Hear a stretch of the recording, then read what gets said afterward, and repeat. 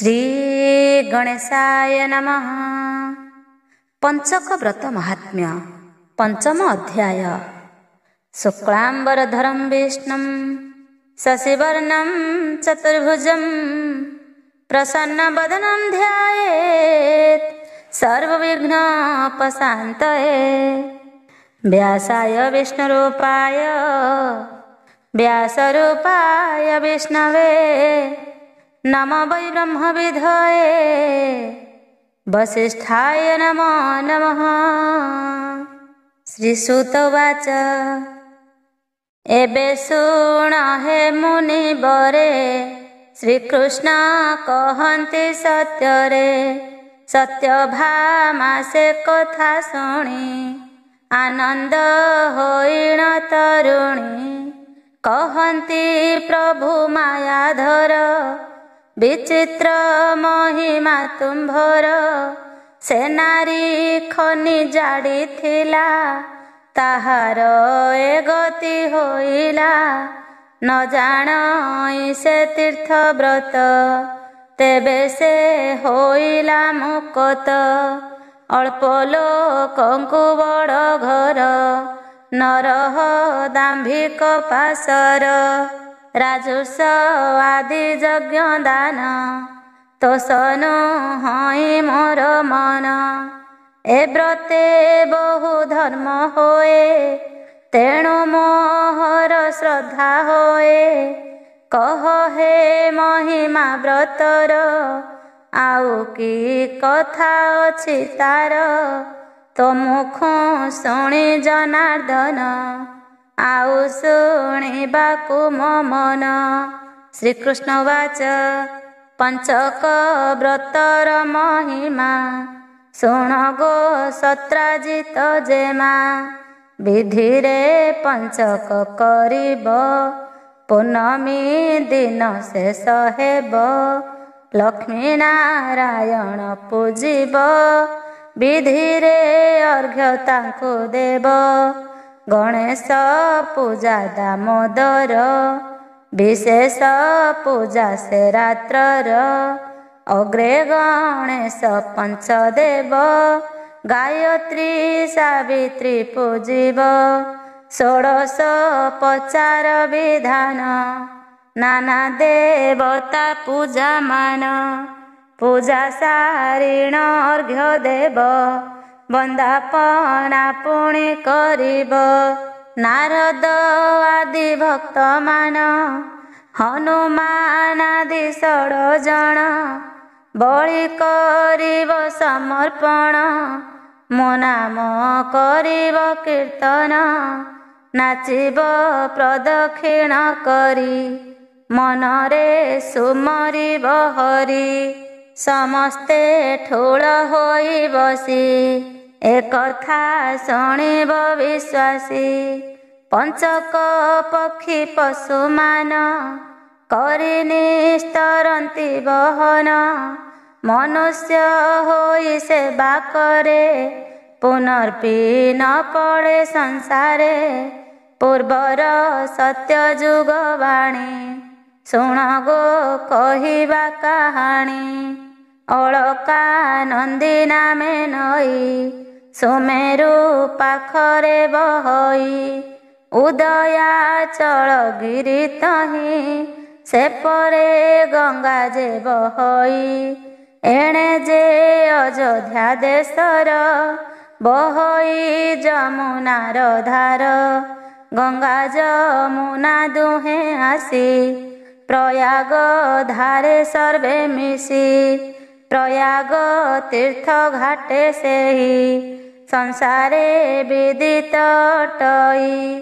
गंगारे पवित्र से घाट तही अछई बांछा बट। से बट ठारू खंडे दूर पूर्वकु बहे गंगाधर। गंगार दक्षिण पाखरे सुभद्राश्रम सेठारे। तही नाना वृक्ष अछंती ऋषिए मठ करिथांती। आराम दिशई शोभन ନନ୍ଦନ ବନର ସମାନ। ଅଙ୍ଗିରା ନାମେ ଋଷିବର, ସର୍ବଦା ଆଶ୍ରମ ତାଙ୍କର। ଶିଷ୍ୟ ପ୍ରଶିଷ୍ୟ ବହୁ ଥିଲେ, ସେଠାରେ ତପସିଦ୍ଧି କଲେ। ଗଙ୍ଗାର ଦକ୍ଷିଣ ତଟର, ଅଛନ୍ତି ତହିଁ ବିପ୍ରବର। ନାନା ଜାତିର ପକ୍ଷୀମାନ, ବିବାସ ସ୍ଥାନ ସେହି ବନ। ଆଶ୍ଚର୍ଯ୍ୟ କଥା ଦେବି ଶୁଣ, ବଟେକ ଥିଲା ତହିଁ ପୁଣ। ବୃଷାଳ ବଟ ନାମ ତାର, କପୋତ ଯେ ଥିଲା ତହିଁର। ଚିତ୍ରଗ୍ରୀବ ନାମ ତାହାର, ରହିଣ ଥାନ୍ତି ସେ ବସାର। ଚିତ୍ରରେଖା ପତ୍ନୀ ତାହାର, ସୁଜ୍ଞାନୀ ଅଟେ ବଡ଼ ଧୀର। ପୁତ୍ରବଧୂଙ୍କୁ ଘେନି କରି, ଏକ ବସାରେ ଥାନ୍ତି ଚାରି। ଆହାର ଅର୍ଥରେ ଭ୍ରମନ୍ତି, ନିତ୍ୟ ସେ ବୃକ୍ଷରେ ବସନ୍ତି। ଏମନ୍ତେ କିଛି ଦିନ ଗଲା, ଦଇବେ କାର୍ତ୍ତିକ ହୋଇଲା। ଋଷିଏ ଋଷି ନାରୀମାନ, ସର୍ବେ କରନ୍ତି ପ୍ରାତଃ ସ୍ନାନ। ଆପଣା ବାସେ ପକ୍ଷୀ ଥାଇ, ନାରୀଙ୍କୁ କୋପତକ ହୋଇ। ଆମ୍ଭର ଦେଖ ଜନ୍ମହୀନ, ଧର୍ମ ଧର୍ମେ ନାହିଁ ଜ୍ଞାନ। ନିଦ୍ରା ଯେ ମୈଥୁନ ଆହାର, ଏ ନିତ୍ୟ ଆମ୍ଭର ବ୍ୟବହାର। ରାମ ଗୋବିନ୍ଦ ନ ବୋଇଲୁ, ଆମିଷ କୀଟ ଯେ ଭକ୍ଷିଲୁ। ଏ ନର ଲୋକମାନେ ନୀତି, ଗଙ୍ଗାରେ ସ୍ନାନ କରନ୍ତି। କରନ୍ତି ଶ୍ରୀହରି ଭଜନ, ତୀର୍ଥରେ କ୍ଷେତ୍ରକୁ ଗମନ। ନିର୍ମଳ ଜ୍ଞାନ ଏ ପାଇବେ, ଏ ଭବ ସଂସାରୁ ତରିବେ। ଆମ୍ଭେ ଗୋ କିପରି ତରିବା, ପାପର ନରକେ ପଡ଼ିବା। କପୋତ ବାକ୍ୟେ ତା ଘରଣୀ, ସ୍ୱାମୀଙ୍କ କହଇ ସେ ବାଣୀ। ପକ୍ଷୀ ଜନ୍ମ ଆମ୍ଭର ହେଲା, ବିଅର୍ଥେ ହୁ ଜନ୍ମ ଗଲା। ଆମ୍ଭେ ଯେ କୀଟମାନ ଖାଉ, ଉଦର ନିତ୍ୟ ପୋଷୁ ଥାଉ। ଧର୍ମ ଧର୍ମ ନ ଜାଣିଲେ, ବିଅର୍ଥେ ପକ୍ଷୀ ଜନ୍ମ ହେଲେ। ହେ ସ୍ୱାମୀ ଯେ ଆଜ୍ଞା ତୁମର, ତହିଁରେ ଅଙ୍ଗୀକାର ମୋର। ସମସ୍ତେ କାୟା ଦଗ୍ଧ କରି, ପକ୍ଷୀ ଜନ୍ମରୁ ଯିବା ତରି। ତୁମ୍ଭେ ଗୋ ପ୍ରାଣ ଯେ ଈଶ୍ୱର, ତୁମ୍ଭ ବିନୁ କେ ଅଛି ମୋର। ପୁତ୍ରବଧୂ ଯେ ପାଶେ ଥିଲେ, ପିତା ବାକ୍ୟେ ସମ୍ମତି ଦେଲେ। କାର୍ତ୍ତିକ ବ୍ରତ କରିବାର, ଚିତ୍ତ ହୋଇଲା ପକ୍ଷୀଙ୍କର। କାର୍ତ୍ତିକେ ପ୍ରାତଃ ସ୍ନାନ କଲେ, ନିରାମିଷ ସର୍ବେ ଭକ୍ଷିଲେ। ଦଇବେ ମାସ ଶେଷ ହେଲା, ପଞ୍ଚକ ବ୍ରତ ଯେ ପଡ଼ିଲା। ସେଠାରେ ସର୍ବନାରୀମାନେ, ରୁଣ୍ଡ ହୋଇଣ ଏକ ସ୍ଥାନେ। ସେଠାରେ ବାଲୁକା ବସାଇ, ପୂଜନ୍ତି ନାନା ଦ୍ରବ୍ୟ ନେଇ। ଖଣ୍ଡ କଦଳୀ ଛେନା ମୁଗ, ନଡ଼ିଆ ଆଦି ନାନା ଦ୍ରବ୍ୟ। ଏମନ୍ତ ପୂଜା ବିଧି ଦେଖି, ମନେ ବିରସ ହେଲେ ପକ୍ଷୀ। ବୃକ୍ଷେ ବସିଣ ଖେଦ ମନ, ଏ ସର୍ବେ ଦେଖ ଭାଗ୍ୟବାନ। ନାନା ଉପାଧି ଦ୍ରବ୍ୟ ନେଇ, ପୂଜା କରନ୍ତି ଭାବଗ୍ରାହୀ। ବିଧି ପକ୍ଷୀ କଲା ଆମ୍ଭଙ୍କୁ, କି ଦେଇ ପୂଜିବା ପ୍ରଭୁଙ୍କୁ। ଆମ୍ଭର ମୁଖ ହସ୍ତ ନାହିଁ, ବିଧାତା ରଚନା ଯେହି।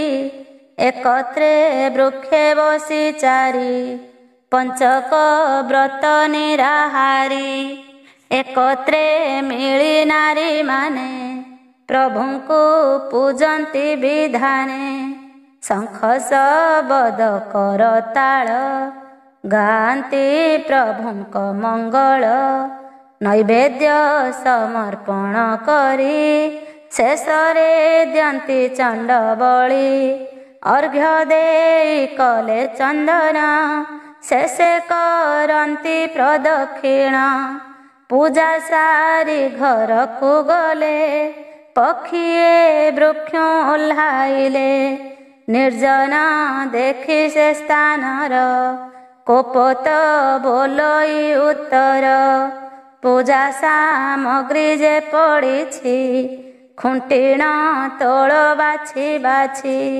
किछि जे प्रसाद भखिबा किछि बा संचिण रखिबा रखिबा वृक्षर क्रोटरे समस्ते घेन जे थंटरे एमंते चारि जण मिली खुंटिण सबु द्रव्य तोली उड़ीण जान्ति से बसाकू पुणी आसन्ति पूजा ठाकू आनंदे अर्घ्य चले गड़ी पुणी जान्ति तहुड़ी भोजन पूजन बंदन पुणी गंगारे करी स्नान बसारे चारि पक्षी बसी प्रसाद बाछन्ति विश्वासी इक्षु गुड़ मुग तंडुल एमान करन्ति बिरल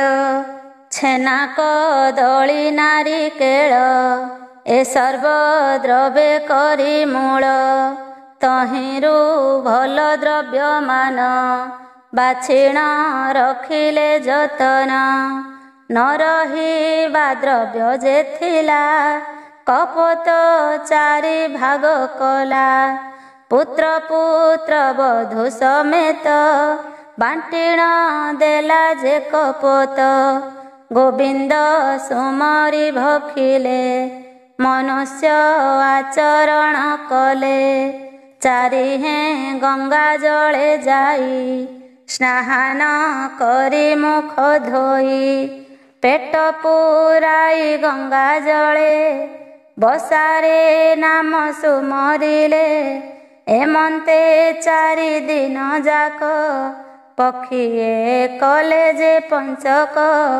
पुणी ही पूर्णमीर दिन होइब व्रत उद्यापन नारीए व्रत स्थाने आसी पूजा मान कले विशेषी ब्राह्मण अतिथि मानंकु भोजन कराइले तांकु दक्षिणा देई तत्क्षण गृहक कले से गमन चारि पक्षीए ताहा देखी कपत बोले शुण सखी पंचक व्रत कले सर्वे अतिथि केमंते आसिबे अतिथि भोजन न कले निष्फल होइबटी भले एबे गो कि बुद्धि करिबा अतिथि काहू जे पाइबा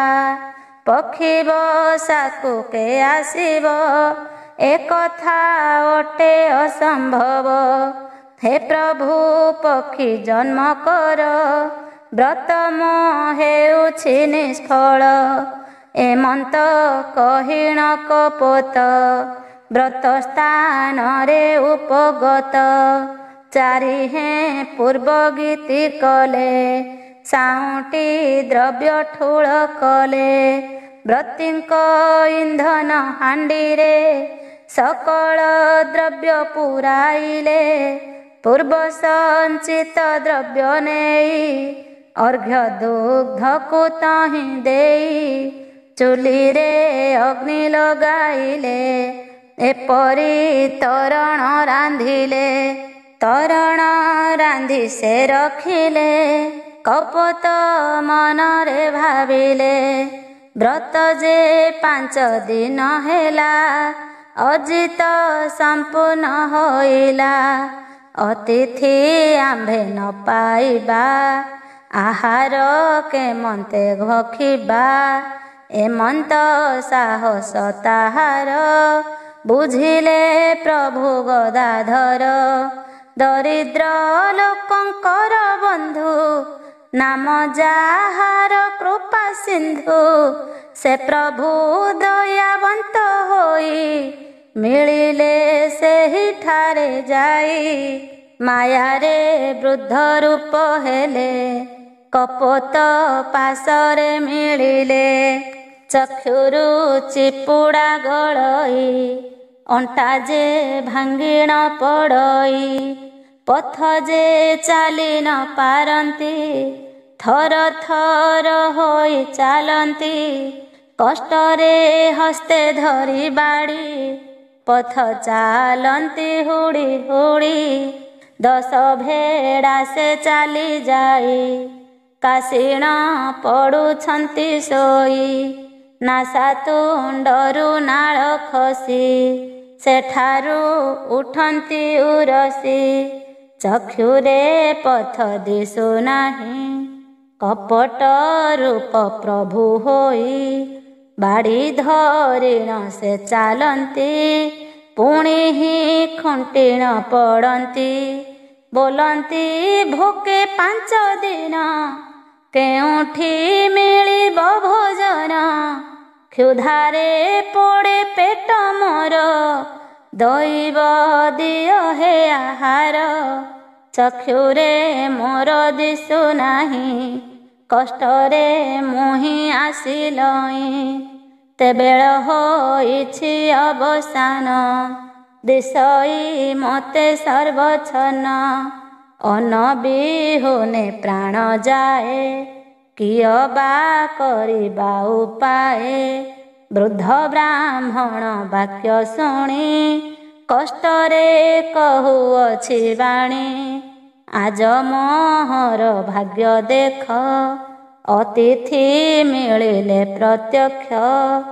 ଏହାଙ୍କୁ ଭୋଜଗୋ ଦେବା ଦେଇଣ ସମସ୍ତେ ଭୁଞ୍ଜିବା। ଏମନ୍ତ କହିଣ କପୋତ ବିପ୍ରଙ୍କୁ କରେ ଦଣ୍ଡବତ। ପାଦେ ପଡ଼ିଣ ତୋଷ ହୋଇ ଆନନ୍ଦେ ବିପ୍ରଙ୍କୁ କହଇ।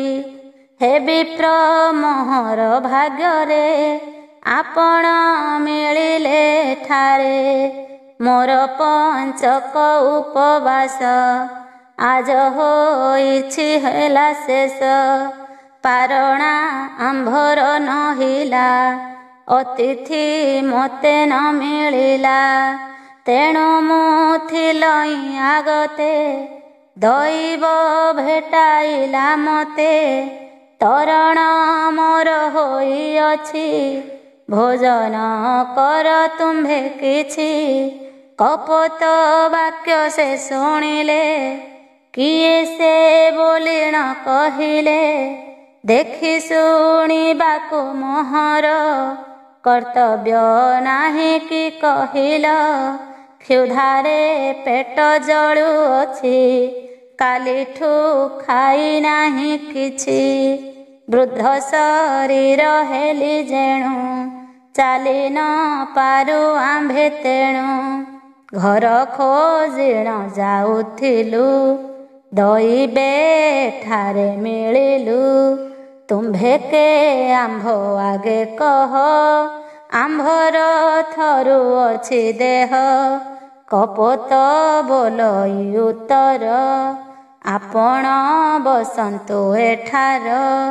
ସ୍ୱଭାବେ ପକ୍ଷୀ କୋଳେ ଜାତ କି ଜାଣିବୁ ଆମ୍ଭେ ମହତ। କୀଟ ପତଙ୍ଗ ଯେ ଆହାର ନିତ୍ୟ ଆମ୍ଭର ପରଚାର। ମନୁଷ୍ୟ ନାରୀ ମାନେ ଆସି ଧର୍ମ କରନ୍ତି ଏଥେ ବସି। ତାହାଙ୍କ ପୂଜା ମୁଁ ଦେଖିଲି ଉତ୍ସାହ ମନରେ ଅଇଲି। ଆପଣା ବୃତ୍ତି ତ୍ୟାଜ୍ୟ କରି ତାହାଙ୍କ ବୃତ୍ତି ମୁଁ ଆଚରି ଏବେ ପଞ୍ଚକ ବ୍ରତ ସାର ନିଷ୍ଠା ଯେ ପଞ୍ଚକ ଦିନର ସବଂଶ ହୋଇ ବ୍ରତ କଲୁ ଶେଷେ ଅତିଥି ନ ପାଇଲୁ ପକ୍ଷୀ ବାସକୁ କେ ଆସିବ ଅତିଥି କାହୁଁ ବା ମିଳିବ ମୋ ମନ ବୁଝିଲେ ଅଚ୍ୟୁତ ତୁମ୍ଭେ ଆସିଲ ଏହି ପଥ ବ୍ରତ ଯେ ହୋଇଲା ସମ୍ପୂର୍ଣ୍ଣ ଯେଣୁ ତୁମ୍ଭର ଆଗମନ ଏମନ୍ତ କପୋତ କହିଲା ବିପ୍ରର ପାଦ ଧୋଇ ଦେଲା ସେ ଜଳ ସବଂଶ ଭକ୍ଷିଲେ ତରଣ ପାଞ୍ଚ ଦାନା କଲେ ତନାଏ ବିପ୍ରଙ୍କ ଆମ୍ଭର ଦେଇ ବୋଲଇ ଗ୍ରାସ କର ତରଣ ବିପ୍ରଙ୍କ ଆଗର ଦେଇ ବୋଲଇ ଗ୍ରାସ କର ବିପ୍ରତା ଦୁଇ ଗ୍ରାସ କଲେ ଆହୁରି ଆଣ ଯା ବୋଇଲେ କପୋତ ନିଜ ଭାଗ ନେଇ ବିପ୍ରଙ୍କୁ ଦେଲା ତୋଷ ହୋଇ କପୋତ ଭାଗ ବିପ୍ର ଖାଇ କପୋତ କହନ୍ତି ବୁଝାଇ କ୍ଷୁଧା ମୋହର ଗଲା ନାହିଁ କିଛି ଯେ ଦିଅ ବାବୁ ତୁହି କପୋତ ନିଜ ପତ୍ନୀ ଠାର କହିଲା ବିପ୍ର ସମାଚାର କପୋତୀ ସ୍ୱାମୀ ବାକ୍ୟ ଶୁଣି ଆନନ୍ଦେ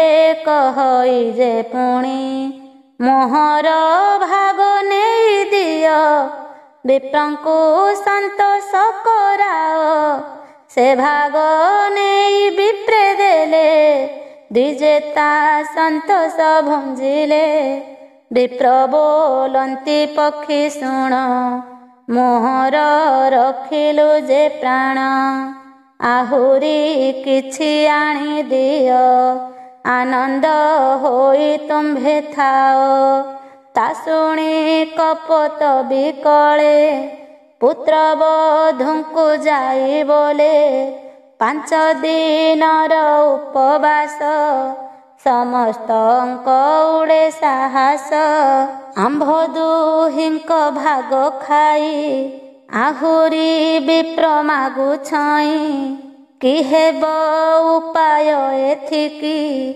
ବୁଦ୍ଧି ତ ନ ଦିଶେ ତହିଁକି ମୋହର ପୁତ୍ର 5 ଦିନ ଉପବାସେ ନାହିଁ ଭୋଜନ ପୁତ୍ରକୁ କହିବି କେମନ୍ତେ ବିପ୍ରତ ମାଗୁଛନ୍ତି ମୋତେ ନଦେଲେ ନିରାଶ ହୋଇବ ବ୍ରତ ମୋହର ନଷ୍ଟ ହେବ ତାହା ଶୁଣି ପୁତ୍ର କହଇ ମୋ ଭାଗ ତୁମ୍ଭେ ଦିଅ ନେଇ ବିପ୍ର ଯେ ସନ୍ତୋଷ ହୋଇବେ ବ୍ରତର ଫଳ ସବୁ ଦେବେ କପୋତ ପୁତ୍ର ବାକ୍ୟ ଶୁଣି ତା ଭାଗ ବିପ୍ରେ ଦେଲା ଆଣି ବିପ୍ରତା ସନ୍ତୋଷେ ଭୁଞ୍ଜିଲେ ଆଉ କିଛି ଦିଅ ବୋଇଲେ ଆଉ ଯେବେ କିଛି ହୁଅନ୍ତା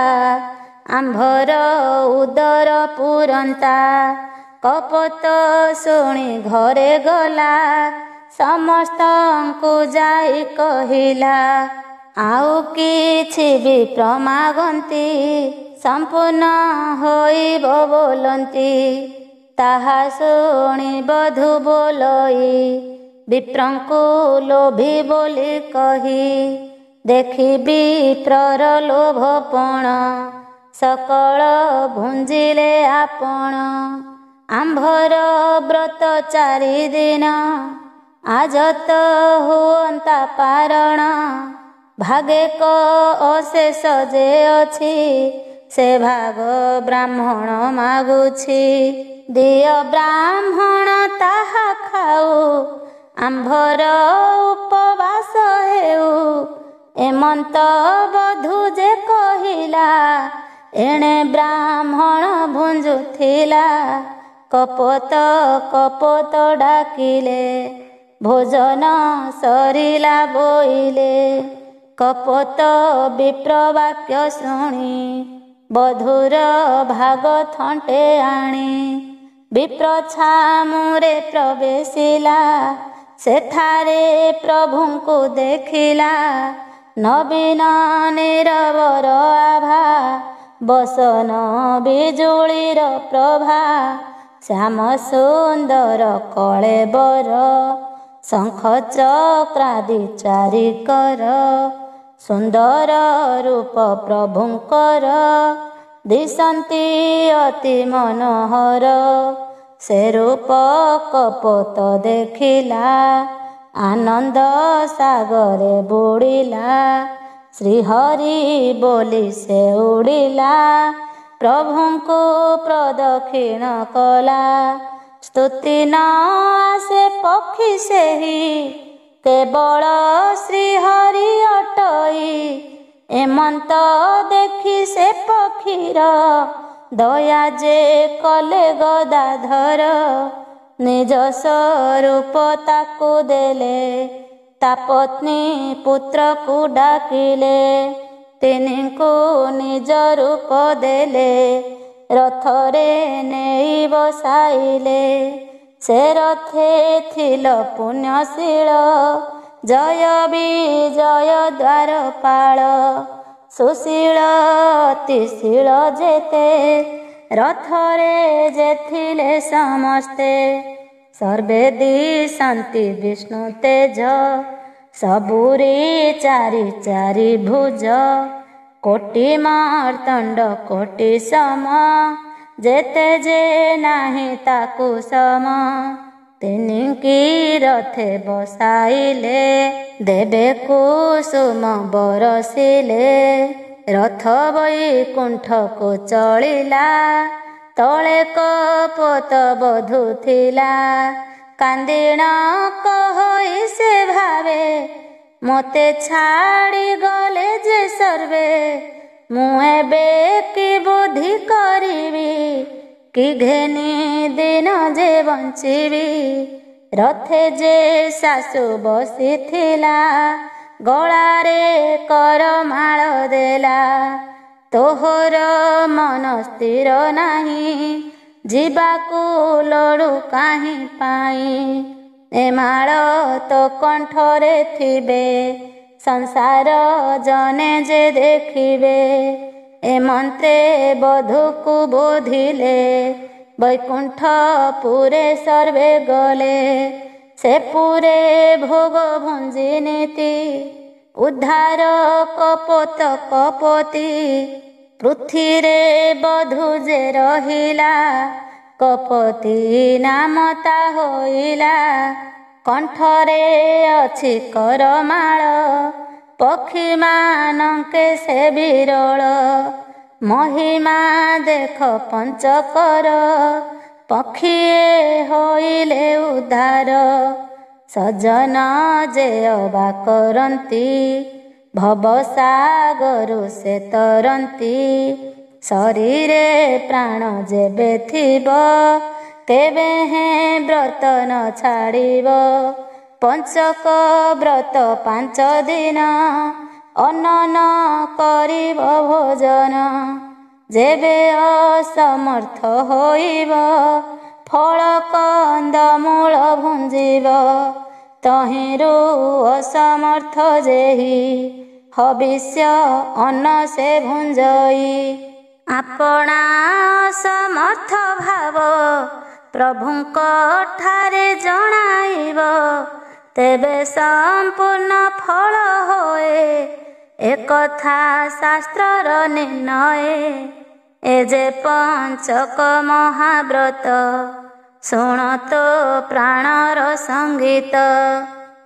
ବସ୍ତ୍ରରେ ବସ୍ତ୍ରରେ ଯେ କରେ, ମୋ ପ୍ରୀତି ବଢ଼ିବ ତାହାରେ। ଋଷିଏ ପୂର୍ବ ମୁଖୁ ଶୁଣି, ଶ୍ରୀପଦ୍ମ ପୁରାଣର ବାଣୀ। ଶ୍ରୀକୃଷ୍ଣ ମୁଖରୁ ସଙ୍ଗୀତ ଶୁଣି ସତ୍ୟଭାମା ମୋକ୍ଷିତ। ସଂସାର ଜନେ ବ୍ରତ କଲେ ଭବସାଗରୁ ତରି ଗଲେ। ଶ୍ରୀନର ସିଂହ ବିପ୍ରଭଣୀ ଶୁଣି ସଂସାରୁ ତର ପ୍ରାଣୀ। ମୁଁ ଏବେ ପଦ୍ମ ପୁରାଣରୁ ପଞ୍ଚକ ମହିମା ତହିଁରୁ ସଂସ୍କୃତରୁ ବାଛିଣ ଅର୍ଥ ଭାଷା ପ୍ରବନ୍ଧେ କଲି ଗୀତ। ସଜନେ କଥା ଶୁଣିବ ମୋହର ଦୋଷ ନ ଧରିବ। 237 ପଦ ଏ ଅଧ୍ୟାୟ ସମସ୍ତ ମୋକ୍ଷଦ। ଇତି ଶ୍ରୀ ପଦ୍ମପୁରାଣେ ପୂର୍ବଖଣ୍ଡେ ଶ୍ରୀକୃଷ୍ଣ ସତ୍ୟଭାମା ସମ୍ବାଦେ ପଞ୍ଚକ ବ୍ରତ ସମ୍ପୂର୍ଣ୍ଣ ନାମ ପଞ୍ଚମ ଅଧ୍ୟାୟ। ଏବେ ଆସନ୍ତୁ ଶୁଣିବା ତୁଳସୀ ମହାତ୍ମ୍ୟ। ମହାନିତ୍ୟ ଧାମକୁ ସତ୍ୟବତୀଙ୍କ ପ୍ରତ୍ୟାବର୍ତ୍ତନ। ପରୀକ୍ଷିତ ଉବାଚ ପରୀକ୍ଷ ରାଜା ଯୋଡ଼ି କର ବୋଲନ୍ତି ଆହେ ମୁନିବର। ତୁମ୍ଭେ ଯେ ଅଟ ଦିବ୍ୟ ଜ୍ଞାତା ଅବଗତ ଜଗତ ବାର୍ତ୍ତା। ଦୈନିକରେ ପ୍ରଦ ପ୍ରାନ୍ତେ କିସ ଘଟିଲା ଏଥୁ ଅନ୍ତେ। ବୁଝାଇ କୁହନ୍ତୁ ସକଳ ଜିଜ୍ଞାସା ବଢ଼େ ବେଳୁ ବେଳ। ରାଜନ ବାକ୍ୟ ଶୁଣି କର୍ଣ୍ଣେ କହନ୍ତି ମୁନି ହର୍ଷ ମନେ। ଶ୍ରୀ ଶୁକ ଉବାଚ ଶୁଣ ପରୀକ୍ଷ ନରପତି ଶାନ୍ତନୁ ରାଜା ସତ୍ୟବତୀ। ଗଢ଼ିଲେ ନୂତନ ସଂସାର ମହାନନ୍ଦେ କାଟନ୍ତି କାଳ। ଚଳି ଯାଆନ୍ତେ କିଛି ଦିନ ରାଣୀ କଲେ ଗର୍ଭଧାରଣ। ବିଚିତ୍ର ବୀର୍ଯ୍ୟ ନାମେ ପୁତ୍ର ତାଙ୍କ କୋଳେ ହୋଇଲା ଜାତ। ଚିତ୍ରାଙ୍ଗଦ ଆନ କୁମର ଆନନ୍ଦ ହେଲେ ନୃପବର। ବାଳୁତ କିଶୋର କଟାଇ ଯୌବନେ ଉଭାବେ ନିଭାଇ। ଦେଖିଣ ମାତା ସତ୍ୟବତୀ ବେନି ପୁତ୍ର କଥା ଭାବନ୍ତି।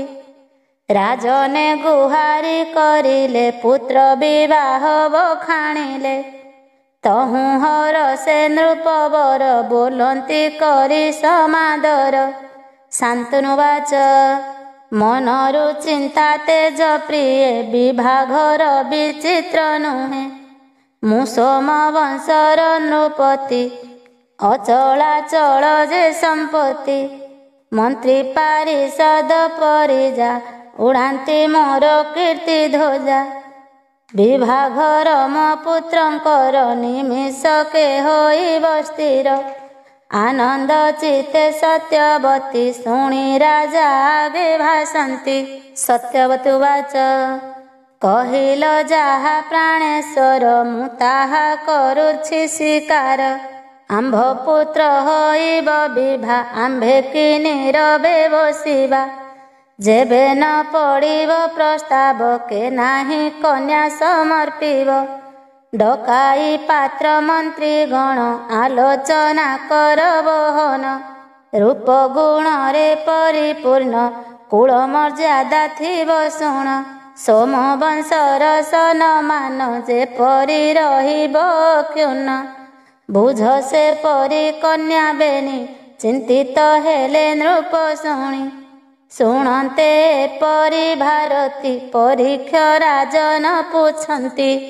ପରୀକ୍ଷିତ ଉବାଚ ସଂଶୟ ଲାଗିଲା ଭୋମୁନି ଶାନ୍ତନୁ ରାଜା କଥା ଶୁଣି।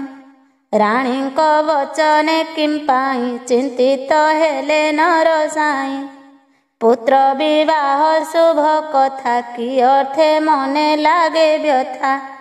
ରାଜନ ମୁଖ ଶୁଣି ବାଣୀ ସ୍ମିତ ହସିଲେ ଶୁକ ମୁନି। ଶ୍ରୀ ଶୁକ ଉବାଚ ଯାହା ପୁଛିଲ ହେ ରାଜନ ସଂଶୟ କରିବି ମୋଚନ। କନ୍ୟା ଖୋଜିବା କଥା ସରୁ ବୁଝିବ ସବୁ ତା ମଧ୍ୟରୁ। ସତ୍ୟବତୀଙ୍କ ବାକ୍ୟ ଶୁଣି ପ୍ରସ୍ତୁତ ହେଲେ ନରମଣି। ପାତ୍ର ମନ୍ତ୍ରୀଙ୍କୁ ଯେ ଡକାଇ ସମ୍ବାଦ ଦେଲେ କପଠାଇ। ଡଗର ତହୁଁ ଚଳିଗଲା ରାଜ୍ୟରୁ ରାଜ୍ୟକୁ ବୁଲିଲା। ତହୁଁ ରାଜ୍ୟରୁ ବାହୁଡ଼ିଲା ସେ ରାଜ୍ୟ କନ୍ୟା ନ ପାଇଲା। କେତେ ଦେଶୁ ହେଲା ନିରାଶ ଯୋଗ୍ୟ ନୁହନ୍ତି ସୋମବଂଶ। ବିମର୍ଷ ମନରେ ଡଗର ବାହୁଡ଼ି କରଇ ବିଚାର। ପଦ୍ମଦଳ ରାଜ୍ୟକୁ ଯିବି ସେଠାରୁ ନିରାଶ ନହିବି। ଏମନ୍ତ ମନରେ ହେଜିଲା ଅନୁକୂଳ କରି ଚଳିଲା। ରାଜନ ନବରେ ମିଳିଲା ଶୋଭା ଦେଖି ତୋଷ ସେ ହେଲା। ନଗର ଶୋଭା ଯାଦି ସଇ ଅଳକା ପୁରୀକୁ ନିନ୍ଦଇ। ମହାଲକ୍ଷ୍ମୀ କରନ୍ତି ବିଜେ ଶ୍ରୀନାରାୟଣ ଚତୁର୍ଭୁଜେ।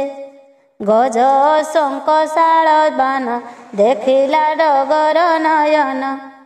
ରାହୁ ବର ସୈନ୍ୟ ଛାଉଣି ତା ଦେଖି ମନେ ହେଲା ପୁଣି। ତହିଁ ଡଗର ଚଳିଗଲା ରାଜନ ପାଶେ ପ୍ରବେଶିଲା।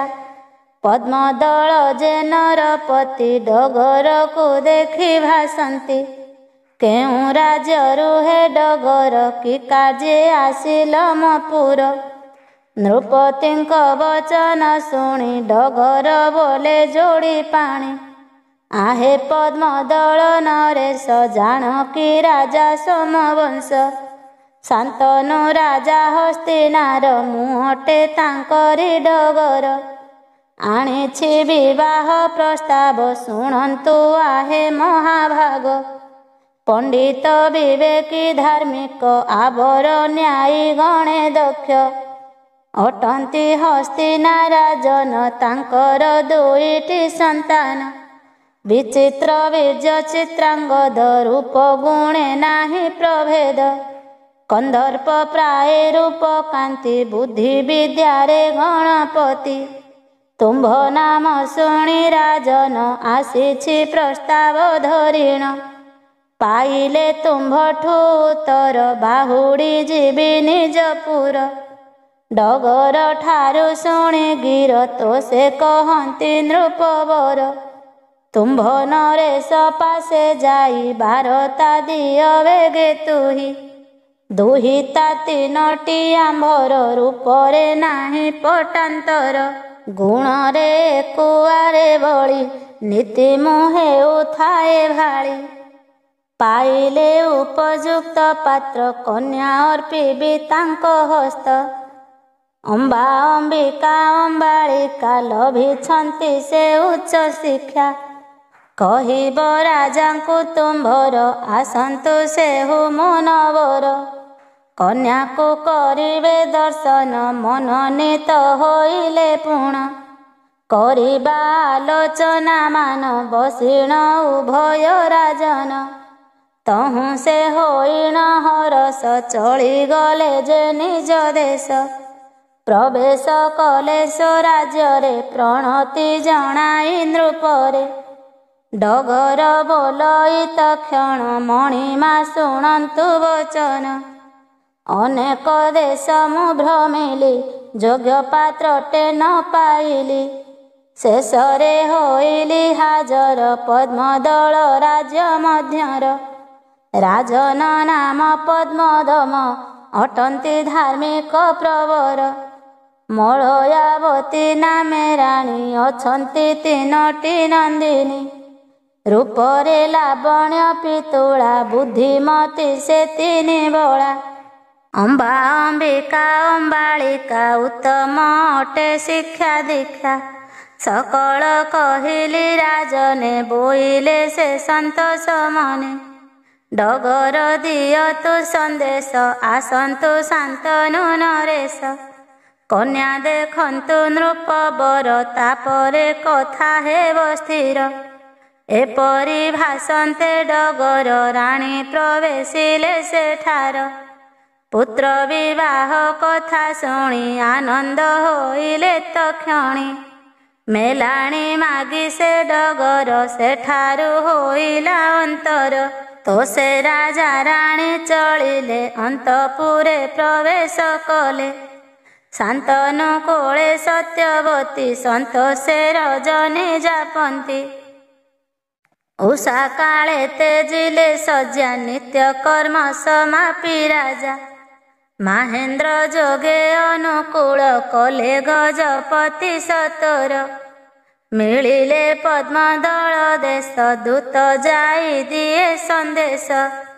ତହୁଁ ପଦ୍ମଦଳ ନୃପତି ସାଦରେ ପାଛୋଟି ନିଅନ୍ତି।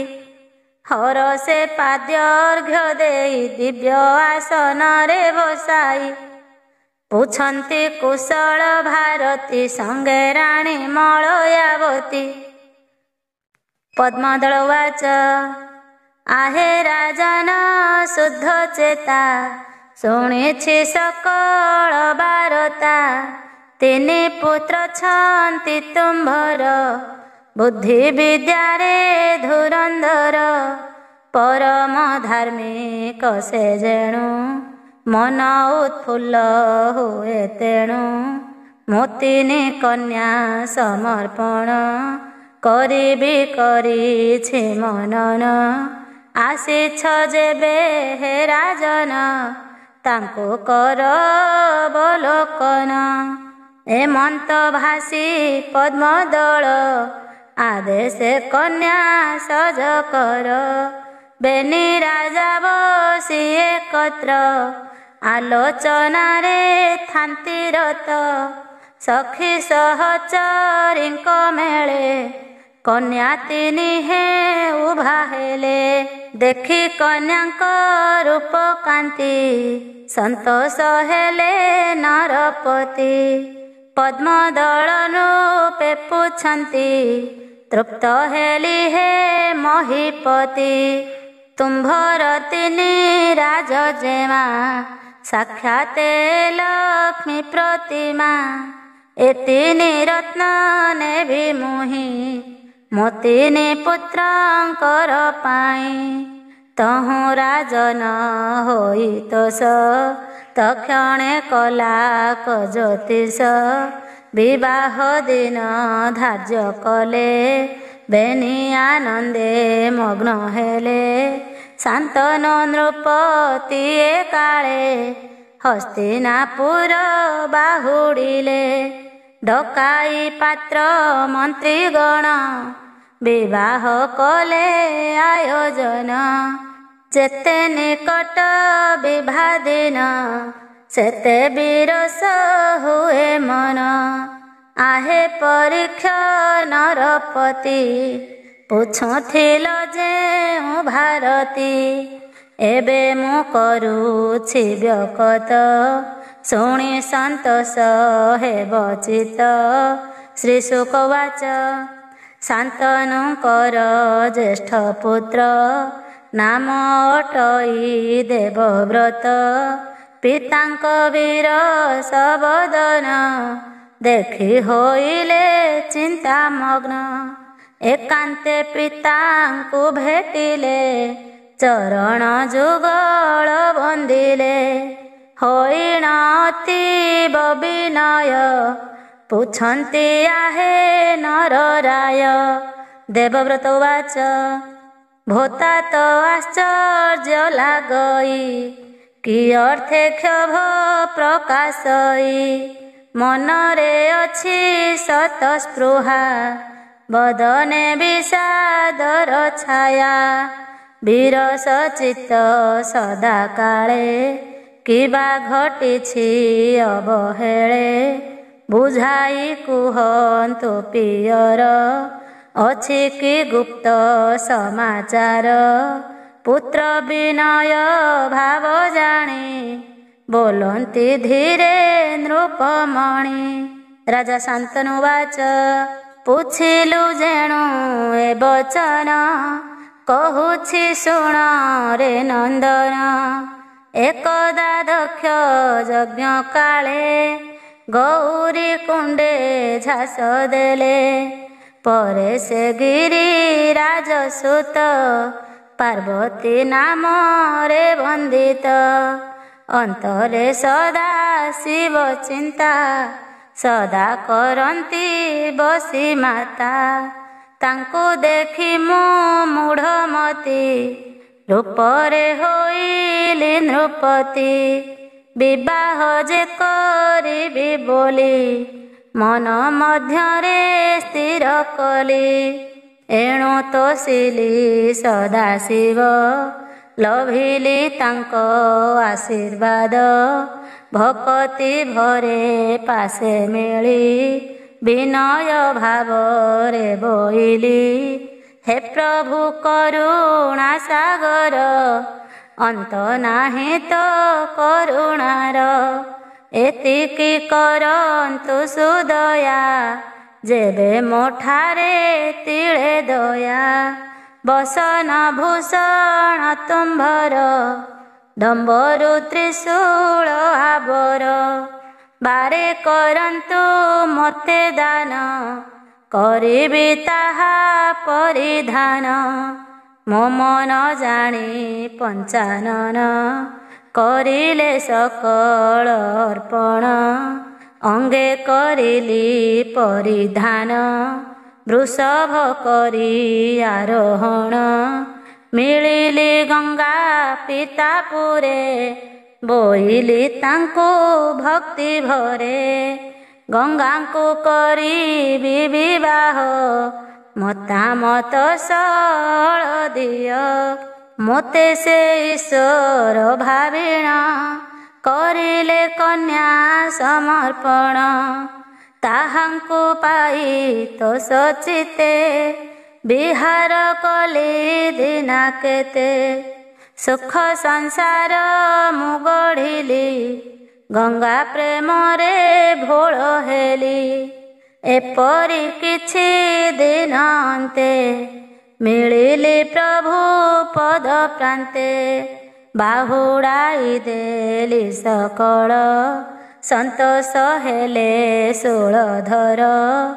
ଏହା ଦେଖିଣ ଗଙ୍ଗା ମାତା ମନ ମଧ୍ୟେ ହେଲେ କୋପିତା। ବୋଇଲେ ମତେ ତୁ ଭଣ୍ଡିଲୁ ମଙ୍ଗ ପବିତ୍ର କଲୁ। ମୋ କର୍ମେ ଯେବେ ବାଧା ଦେବୁ ସେବେଠୁ ଆଉ ନ ପାଇବୁ। ଗଙ୍ଗା ବୋଲନ୍ତେ ମୁହିଁ ଥିବି ଗାଙ୍ଗୀ କହିବାରୁ ତେ ଯିବି। ଏଣୁ କରି ତାହାଙ୍କୁ ମୁହିଁ ବାଧିଲା ପରି କୁହେ ନାହିଁ। ଏମନ୍ତେ ଗଲା କିଛି ଦିନ କରିଲେ ସେ ଗର୍ଭ ଧାରଣ। ଯଥା କାଳେ ଗର୍ଭରୁ ଜାତ ହୋଇଲା ଏକ ଶିଶୁ ପୁତ୍ର।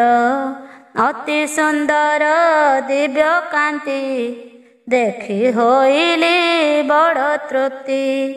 ଭକ୍ଷଣେ ଗଙ୍ଗା ଧରି ସୁତ ତାହାକୁ କରିଲା ନିହତ।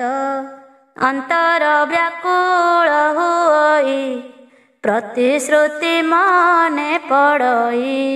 ବାଧା ନ ଦେଇ ସହିଯାଏ ଅସହ୍ୟ ବୋଧ ଯେତେ ହୁଏ। ଜନ୍ମିଲେ ଯେତେକ ସନ୍ତାନ ସଭିଙ୍କୁ କରିଲା ନିଧନ। ପୁଣି ହେଲା ଗର୍ଭ ସଞ୍ଚାର ଜନ୍ମିଲୁ ତୁହିରେ କୁମର। ସେପରି ଗଙ୍ଗା ନେଇ ତୋତେ ବିନାଶ କରିବାକୁ ଯାନ୍ତେ।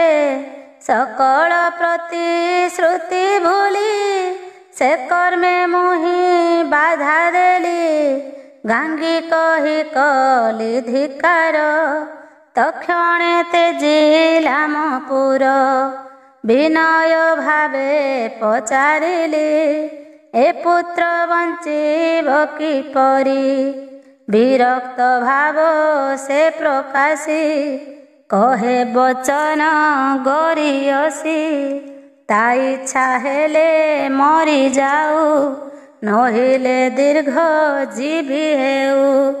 ତାଉର ସୁଜେ ଜାତ ହେବ ତୁମ୍ଭଙ୍କୁ ଆଗେ ସେ ବୋଧିବ।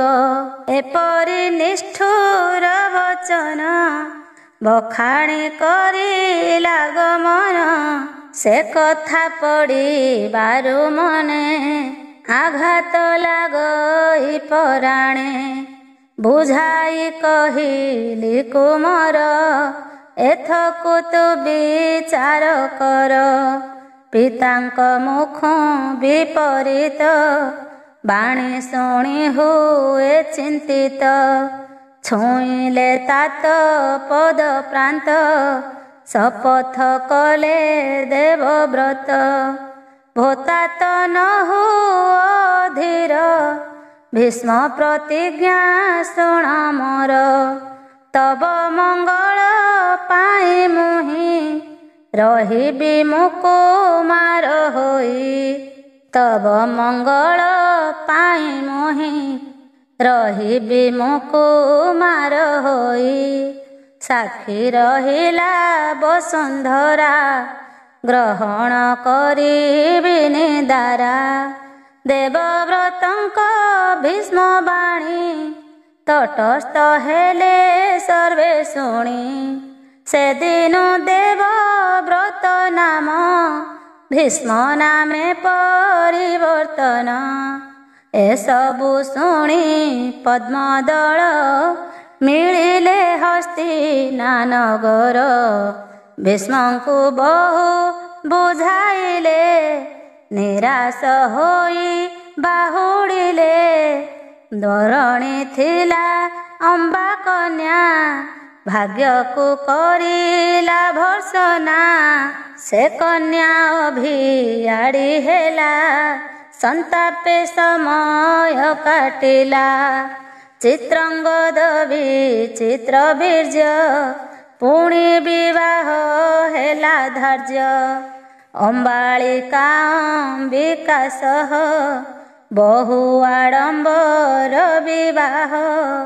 ଯୌତୁକ ଅନେକ ଧନ ପଦ୍ମଦଳ କଲେ ପ୍ରଦାନ। ଦାସ ଦାସୀ ଯେ ଅସଗଜ ରଥରେ ଅସୋ ମାରି ତ୍ରିଜ। ମିଳିଲା ହସ୍ତିନାନଗର ଆନନ୍ଦ ହୋଇଲେ ସକଳ।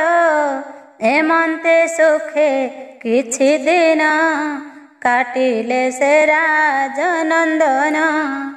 ଯାଉଛି ବିଧିର ବିଧାନ କେତାକୁ କରିବ ଲଙ୍ଘନ। ରୋଗରେ ପଡ଼ି ଅକସ୍ମାତ ପ୍ରାଣ ତେଜିଲେ ବେନିସୁତ। ଭୀଷ୍ମ ହେଲେ ଅବିବାହିତ ସକଳେ ହୁଅନ୍ତି ଚିନ୍ତିତ।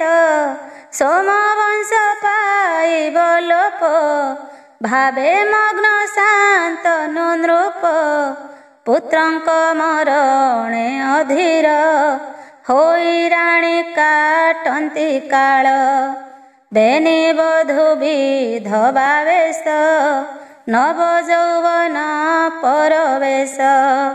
ଏସବୁ ମନରେ ବିଚାରି ଚିନ୍ତାରେ ରାଣୀ ହେଲେ ଘାରି। ଭୀଷ୍ମଙ୍କୁ ଡକାଇଲେ ରାଣୀ ଆସିଲେ ସେ ସନ୍ଦେଶ ଶୁଣି।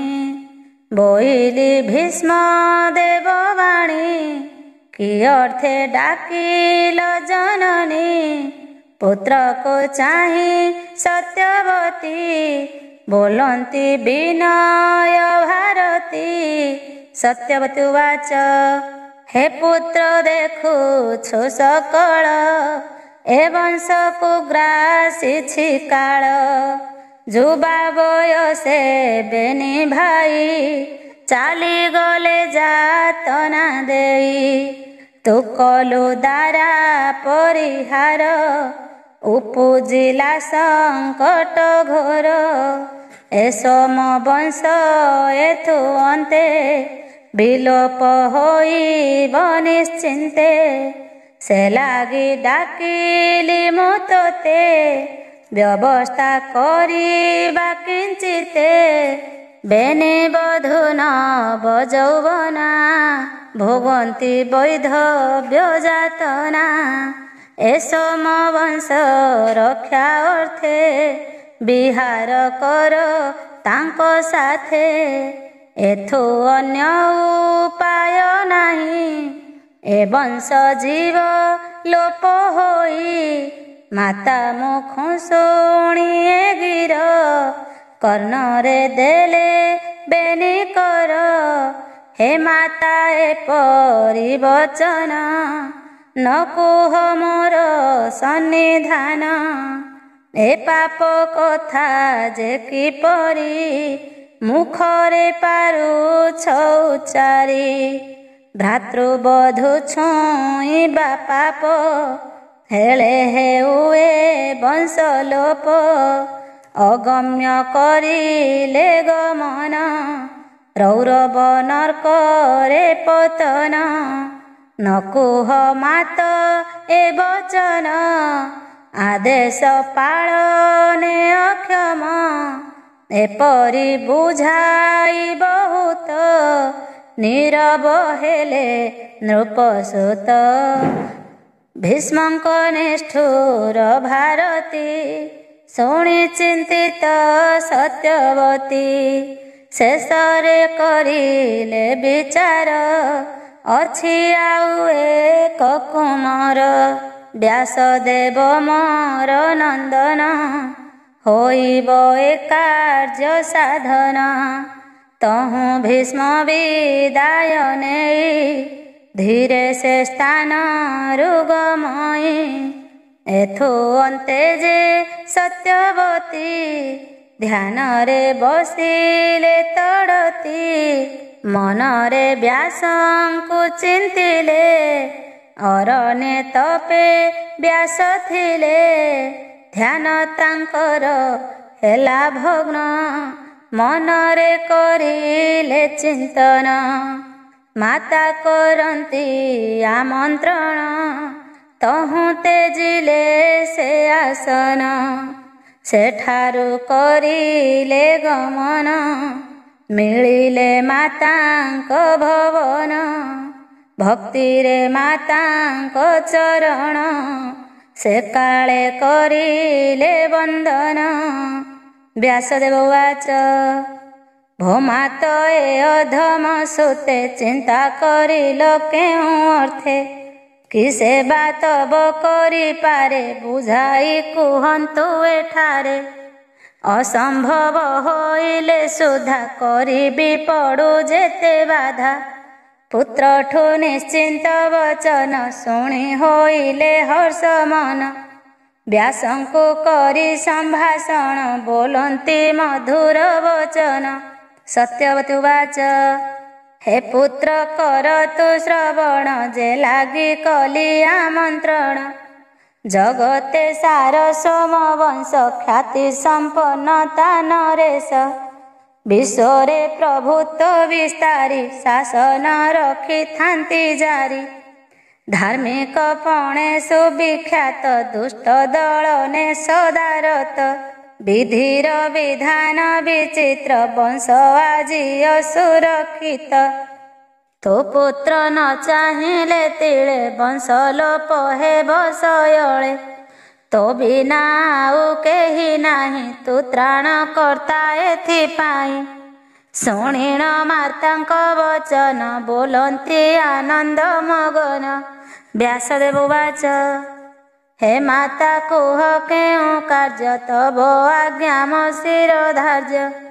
କି କାର୍ଯ୍ୟ କଲେ ସନ୍ତାନ ସନ୍ତୋଷ ହେବ ତୁମ୍ଭ ମନ। ରକ୍ଷା ହୋଇବ ସୋମବଂଶ ଏ ଅଟେ ସୁଖଦ ସନ୍ଦେଶ। ବ୍ୟାସଦେବଙ୍କ ଠାରୁ ଶୁଣି ସତ୍ୟବତୀ ବୋଲନ୍ତି ବାଣୀ। ସତ୍ୟବତୀ ଉବାଚ ହେ ପୁତ୍ର କର ତୁ ଶ୍ରବଣ ତୋ ଅନୁଜ ମୋର ନନ୍ଦନ। ଚିତ୍ରାଙ୍ଗଦ ବିଚିତ୍ର ବୀର୍ଯ୍ୟ ସମ୍ପାଦିଲ ବିବାହ କାର୍ଯ୍ୟ। ଅଳପ ଦିନ କରି ଭୋଗ ଘଟିଲା ଅକାଳ ବିୟୋଗ।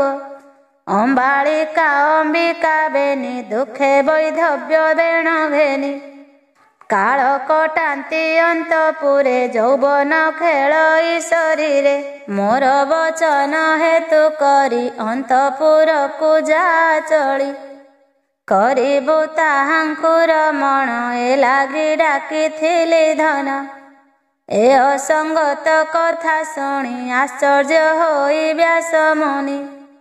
बोलती मातांकु तोर मति भ्रम कि हेला तोर अटई बड़ नीति भाई बहु संगे पीरती मु जेणु तांकर ग्रज कहिबाकु लागई लाज क्षमा कर जननी मते पड़ुछि मु तो पद प्रांते आदेश पालने अक्षम विपद कर परित्राण ए महापाप जे करई रौरव नरके से पड़ई शुणी व्यासंक नास्ति वाणी अनेक बुझान्ति जननी मु अटे जननी तोहर किंचित न हो धीर जननी आदेश नंदन मस्तके अटई भूषण स्वर्गठु गरियसी मोहि नरक को डरु काहि पाई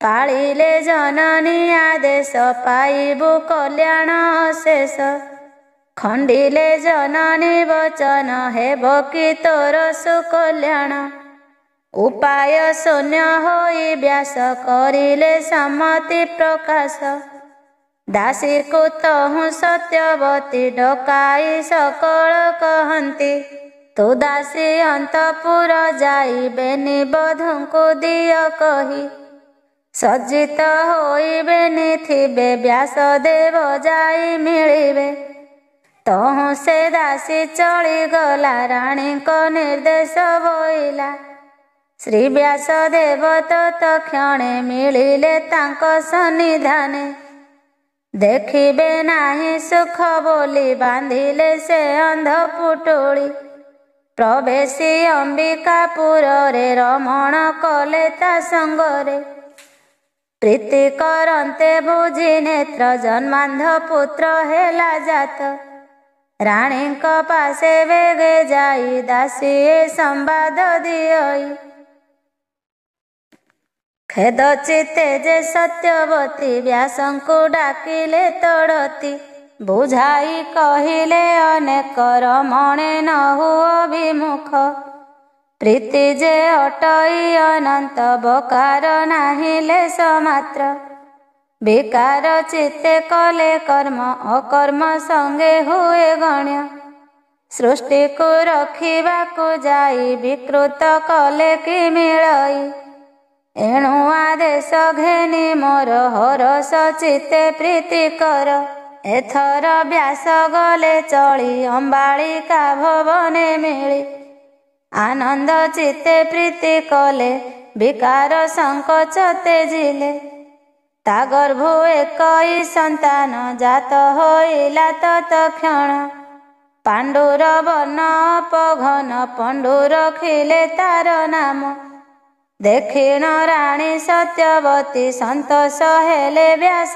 प्रति मेलाणी घेनी मुनि बर चलिले आपणा मंदिर अंबा मिलिले भीष्मपुरे सकामे पाद मंचालिले बाली स्वभावे कल्पगमे पाद धरई बोली स्वामी आड़ नेत्र रे भीष्म वीर चाहिले नाही ता शरीर निराश होई तहु बाला आपणा भुवने चलिला पितांकु कहिला सकल जीवन ता लागि असार बोइला तरी वितप आदेश निय आहे नृप पिता घेनी चली गला कैलास कंदरे मिलिला अनेक कष्ट सही बाला सेठारे तप आचरिला संतुष्ट होई ता भक्ति रे सदाशिव तहि मिलिले बोइले कन्या केउ अर्थे एड़े कष्टेर भजुछु मते चरणे पड़ी अंबा कन्या भासई आजी हेली धन्या पाइली प्रभु दर्शन मोठारे जेबे सुप्रसन्न मागुछि दिय एही बर भीष्मंकु करिबि संहार एपरि शुणी भोलानाथ होइले अनेक दुखित तहु से अंबा को बोलती ए इच्छा जेबे शुण पुत्री बांछा बटरे आरोहण करी झास दियो जीवन ଶ୍ରୀଖଣ୍ଡୀ ରୂପେ ହେବୁ ଜନ୍ମ ଭୀଷ୍ମ ଦେଖିବ ତୋ ବଦନ। ଯେବେ ସ୍ଖଳିତ ହେବ ରେତହୀନ ବୀର୍ଯ୍ୟ ହୋଇବ ସୁତ। ସେ ବୀର ସରସଜ୍ଜା ପରେ ଶୟନ କରିବ ସେ କାଳେ। ଶେଷରେ ଚଳିବ ମରଣ ଅନ୍ୟଥା ନୁହେଁ ବଚନ।